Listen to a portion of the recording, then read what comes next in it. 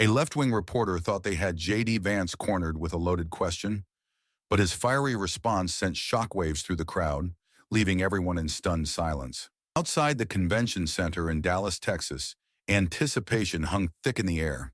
Supporters had gathered since sunrise, braving the heat for a chance to see Vance speak in person.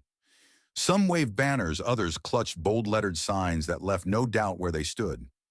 Cameras from major news networks lined the back of the venue, their red recording lights flickering, ready to capture every moment. Inside, the energy was electric. A hum of conversation buzzed through the packed auditorium, an undercurrent of excitement rippling through the crowd. The stage stood at the front, simple yet commanding, bathed in bright overhead lights, with a single podium bearing the senator's name. Volunteers in matching T-shirts handed out pamphlets, while security watched the doors with sharp eyes. Then the atmosphere shifted. A roar of cheers erupted as JD Vance strode onto the stage. His entrance was steady, deliberate, calm but unmistakably confident.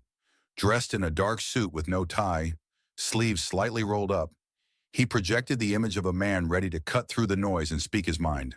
He gave a brief nod to the crowd, adjusting the microphone as the applause continued. "Folks," he began, his voice steady and familiar, "it's good to be here with you tonight." The response was immediate. More cheers, scattered whistles. He waited, letting the excitement settle before continuing. "We're at a turning point," he said. "A moment where we have to decide. Do we keep pushing forward, building a country we can be proud of, or do we let the same voices, the same broken policies, keep dragging us down?" A wave of agreement swept through the crowd. Some clapped, others shouted their approval. "But let's be real," he added, leaning slightly into the microphone. "We've got a fight on our hands, and that's why we're here, to talk about what comes next." He launched into a speech, his tone shifting between measured and passionate. He spoke about the economy, about crime, about policies he believed were failing the American people. Each sentence was met with energy from the audience. Applause, affirmations, the occasional call from the back of the room. Then in the midst of it all, a voice cut through the air. It wasn't a shout from a supporter or an enthusiastic response. It was deliberate, pointed, sharp enough to make heads turn. "Senator Vance, do you actually believe that?" For a moment, everything seemed to freeze. The voice belonged to a woman seated near the press section, a journalist. Her notepad rested on her lap, her posture straight and confident. She wasn't heckling. She was challenging. The crowd murmured, some shifting in their seats. The energy of the room, once soaring, now hovered in uncertainty. But something in JD Vance's expression didn't change. The tension rippled through the room like a sudden gust of wind. Vance had been mid-sentence, his voice carrying weight, when the interruption cut in. Now all eyes shifted toward the source. A woman stood near the media section, gripping a microphone. She wasn't just any reporter. She was Andrea Holt, a well-known journalist from a major liberal network. Her reputation preceded her. Sharp, relentless, known for pressing politicians into uncomfortable corners. She didn't flinch as the room turned toward her. "You talk about pushing forward, about building something better," she said, her voice firm. "But what do you say to the people who feel left behind by your policies? The ones who say you're ignoring reality?" A murmur swept through the audience. Some groaned, rolling their eyes. Others muttered under their breath. A few supporters scoffed, arms crossed, already bracing for a showdown. Vance didn't react immediately. His grip tightened slightly on the podium, but his expression remained steady. He scanned the crowd as if measuring the weight of the moment. The woman wasn't done. "People are struggling, Senator. They can't afford homes. Wages aren't keeping up. And yet, you stand here talking about progress. What do you say to them?" Silence settled over the auditorium. It wasn't just a question. It was an accusation, a challenge thrown straight at his feet. Vance exhaled slowly. He could sidestep it, move on like most politicians would. He could dismiss her, make a joke, rile up the crowd. But that wasn't his style. Instead, he leaned forward slightly, resting both hands on the podium. He said, his voice even and deliberate, "I've done a lot of interviews, had a lot of debates, but I always find it interesting how some people frame these conversations." Andrea didn't react, at least not outwardly. She waited, microphone in hand, ready for the inevitable back and forth. Vance continued, "You bring up wages, housing, struggles, and you're right. People are hurting. But let me ask you something, Andrea." The way he said her name made it clear this wasn't going to be a rehearsed answer. When was the last time you talked to someone who isn't in your newsroom? Not a politician, not a think tank analyst, but someone living paycheck to paycheck? The reporter blinked. It was subtle, but it was there. A slight hesitation. Vance didn't give her time to respond. "I'm guessing not recently," he said, "because if you had, you'd know that people aren't just complaining about wages. They're talking about crime in their neighborhoods, about schools failing their kids, about losing jobs to policies cooked up by people who never have to live with the consequences." A few people in the audience clapped, sensing the shift in momentum. "But let's be honest," he said, straightening.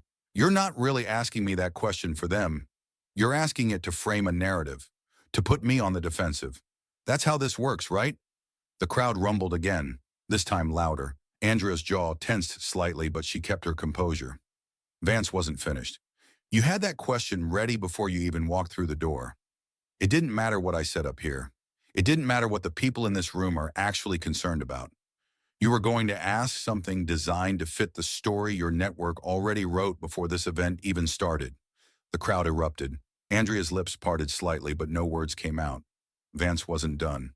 "I've seen it before. A clip taken out of context, a headline designed to spark outrage, a soundbite that twists reality. And it works, doesn't it? Because a lot of people out there trust you. They think you're giving them the truth. But tell me, Andrea," he tilted his head slightly, "when was the last time you actually reported on what's happening in places like Middletown, Youngstown, Toledo?" A few people in the crowd clapped. Others muttered in agreement. "See, that's the thing," Vance continued. "You want to talk about people being left behind? They already know they're being left behind. They feel it every single day, when their paychecks don't stretch as far, when they're working longer hours for less, when their communities are hollowed out and no one in power, not in Washington, not in your newsroom, bothers to ask them what they actually need." The applause built again, louder this time. "So, Andrea," Vance said, "let me ask you a question." The audience quieted. Andrea's grip tightened on the microphone. "If you really care about the people being left behind, why does it take a politician calling you out on a stage like this for you to finally pay attention to them?" This story isn't just about JD Vance shutting down a reporter. It's a snapshot of the raw, unfiltered battleground that is modern politics. It's about power, perception, and the fight to control the narrative in an era where one viral moment can make or break a public figure. Think about it. For years, mainstream media has shaped political discourse, often crafting questions designed to trip up politicians, to catch them off guard, to force them into a defensive stance. But here, Vance flipped the script. He didn't just respond, he seized the moment, turned the tables, and left the crowd hanging onto every word. His answer wasn't just a rebuttal, it was a rallying cry. It sent a message. He wasn't there to play the media's game. He was there to rewrite the rules. But this moment wasn't just about clapping back at a journalist. It speaks to something much bigger: the hunger for authenticity in politics. People are tired of rehearsed speeches, corporate-style messaging, and carefully polished politicians who say a lot but mean nothing. They want leaders who are unfiltered, who speak their minds, who don't back down from confrontation. And Vance delivered exactly that.